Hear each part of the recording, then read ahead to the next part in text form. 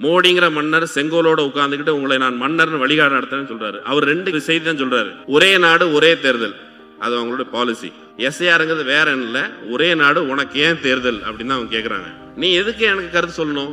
உங்ககிட்ட அடிக்கடி நீ என்னுடைய பிரஜை இல்ல, என்னுடைய குடிமகன் இல்ல, நீ என்னுடைய அடிமை அப்படிங்கிற இடத்துக்கு கொண்டு போறதுக்கு மெல்ல மெல்ல வாக்குரிமையை பறிக்கிறதுக்கான வேலை நடக்குது.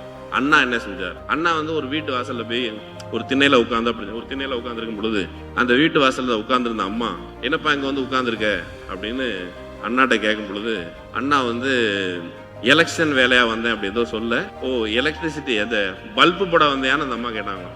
பல்பு போட இல்லம்மா, இது ஓட்டு கேட்டு வந்தேன் அப்படிங்கிற போது, அது ஏற்கனவே போட்டாச்சே, இல்ல அப்படின்னு சொல்லி விளக்கி மெல்ல மெல்ல இந்த மக்களை ஒரு பார்ட்டிசிபேட்டரி டெமோக்ரஸிக்கு தயார்படுத்துகிற வேலையை திமுக செஞ்சு நீங்க வச்சிருக்கு.